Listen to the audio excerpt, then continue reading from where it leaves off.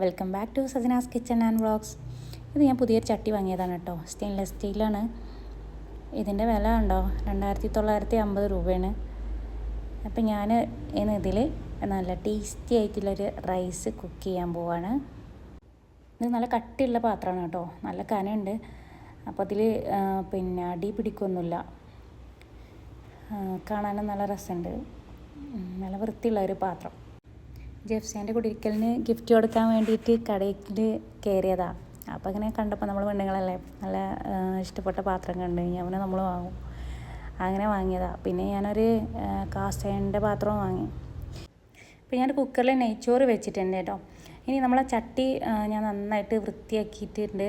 അതിൻ്റെ സ്റ്റിക്കറൊക്കെ കളഞ്ഞ് നല്ലോണം സോപ്പിട്ട് കഴുകിയിട്ട് അതിൽ കുറച്ച് വെള്ളം ഒന്ന് തിളപ്പിച്ച് വൃത്തിയാക്കുകയാണ്, കാരണം ആദ്യമായിട്ട് ഉണ്ടാക്കുകയല്ലേ. ഇനി ഞാനൊരു കപ്പ് സോയാ ചങ്ക്സ് എടുത്തിട്ടുണ്ട്.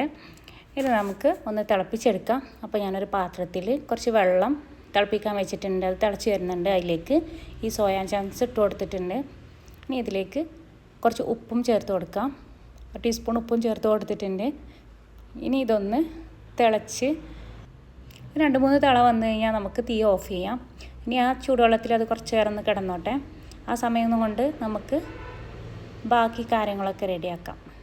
ഇപ്പോൾ അതൊന്ന് സോഫ്റ്റ് ആയിട്ടുണ്ടാവും. ഇതൊന്ന് തിളപ്പിച്ചിട്ട് ആ ചൂടുവെള്ളത്തിൽ ഇട്ടുകൊണ്ട് ഇത് സോഫ്റ്റായി കിട്ടും.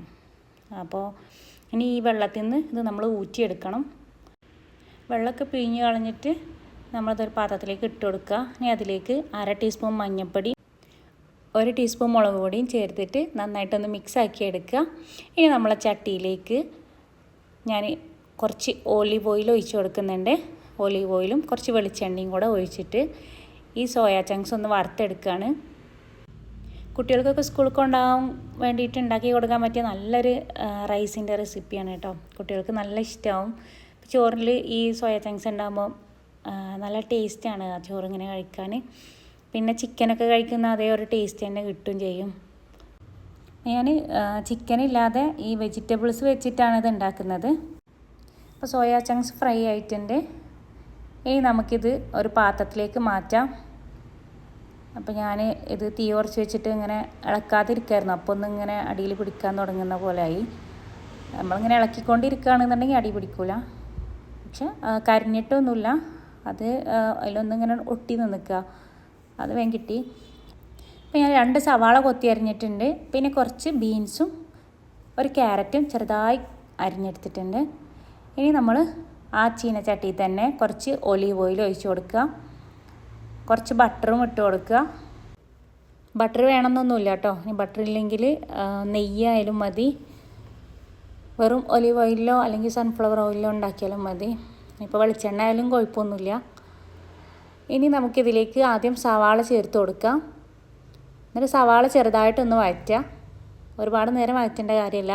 നമ്മൾ ഇതിൻ്റെ കൂടെ നമുക്ക് ക്യാരറ്റും പിന്നെ ബീൻസും ഒക്കെ വഴറ്റാനുള്ളതാണ്. അപ്പോൾ കുറേ നേരം വഴറ്റുമ്പോൾ അത് ഒരുപാട് അങ്ങോട്ട് കുഴഞ്ഞു പോകില്ലേ. അപ്പോൾ ഒന്നങ്ങോട്ട് ഇളക്കിയ ശേഷം നമ്മൾ ക്യാരറ്റും ബീൻസും ചേർത്ത് കൊടുത്തു. ഈ ക്യാരറ്റും ബീൻസൊക്കെ ഒന്ന് വേവണമല്ലോ. അപ്പോൾ ആ സമയം കൊണ്ട് സവാളയും വഴന്ന് വരും. അപ്പോൾ ഇതൊന്ന് ഇളക്കി കൊടുത്ത് ഒന്ന് ഇതാക്കിയ ശേഷം നമുക്ക് അടച്ച് വെച്ചിട്ട് കുറച്ച് നേരം ഒന്ന് കുക്കാക്കിയെടുക്കാം. അപ്പോൾ ഇതിക്ക് കുറച്ച് ഉപ്പ് ചേർത്ത് കൊടുക്കാം. ഈ പച്ചക്കറിക്ക് ആവശ്യമായിട്ടുള്ള ഉപ്പ് ചേർത്ത് കൊടുക്കാം.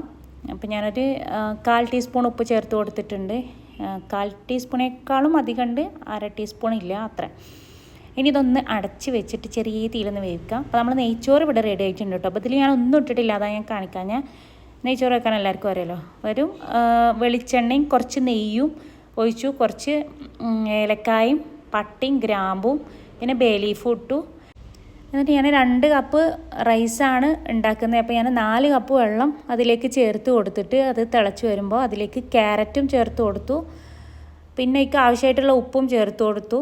എന്നിട്ട് നമ്മൾ റൈസ് അതിലേക്ക് ചേർത്ത് കൊടുത്തു. കഴുകി വൃത്തിയാക്കിയ റൈസ് അതിലേക്ക് ചേർത്ത് കൊടുത്തിട്ട് ഒന്ന് ഇളക്കിയ ശേഷം 2 വിസിൽ അടിച്ചപ്പോൾ ഞാൻ നിർത്തി വെച്ചു. അപ്പോൾ അത് പാകത്തിനുള്ള വേവായിട്ടുണ്ട്. ഈ കുക്കറിൽ 2 വിസിൽ അടിച്ച് കഴിഞ്ഞാൽ കുഴഞ്ഞു പോകുന്നില്ല. അതേപോലെ അത് നല്ല ഫിർദൗസിൻ്റെ അരിയാണ്, നല്ല അരിയാണ്.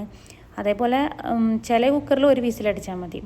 അപ്പോൾ നമ്മൾ വെജിറ്റബിൾസൊക്കെ ഇവിടെ വാട്ടിയെടുത്തിട്ടുണ്ട്. ഇനി ഞാൻ ഇതിലേക്ക് 4 മുട്ട നന്നായിട്ട് ബീറ്റ് ചെയ്തിട്ട് ഇതിലേക്ക് ചേർത്ത് കൊടുക്കുകയാണ്.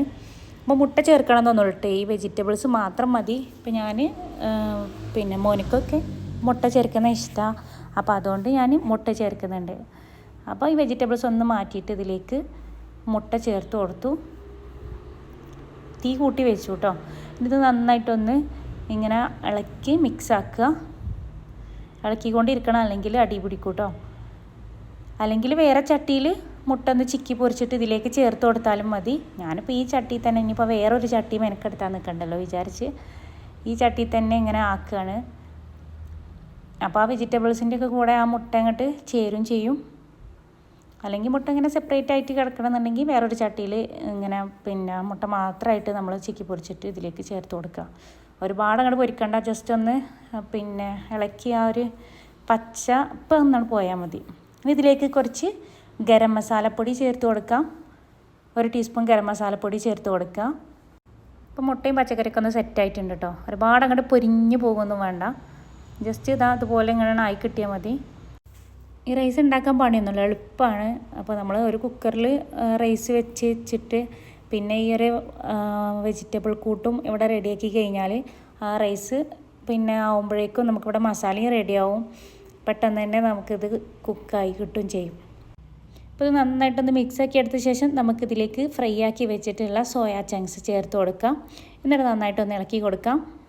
ഇതെല്ലാം കൂടെ ഒന്ന് നന്നായിട്ടൊന്ന് മിക്സാക്കി വരട്ടെ. എൻ്റെ ചെറിയ കുട്ടിക്ക് ആസമോൾക്ക് എപ്പോഴും ബിരിയാണിയും ഇഷ്ടം.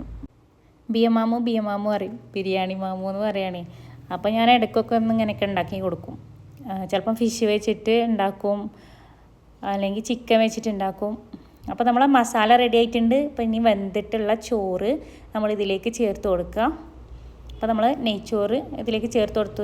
ഇത് വേവ് അധികമായിട്ടില്ല കേട്ടോ, വേവ് അധികം ആവാൻ പറ്റില്ല. പിന്നെ നമ്മളിതിലൊക്കെ ഒന്ന് മിക്സ് ആക്കിയിട്ടൊന്ന് റെഡി ആകുമ്പോഴേക്കും ആകെ കൂടെ വെന്ത് കുഴയുള്ളൂ. അപ്പോൾ നല്ല അരിയാണെന്നുണ്ടെങ്കിൽ അങ്ങനെ പെട്ടെന്ന് കുഴഞ്ഞു പോകുന്നില്ല. ഇത് ബസുമതി റൈസ് വെച്ചിട്ട് ചെയ്താലും നല്ല ടേസ്റ്റാണ്, ഈ റൈസ് കൊണ്ട് ചെയ്താലും നല്ല ടേസ്റ്റാണ്. ഇത് ബിരിയാണി അരിയാണ് കേട്ടോ.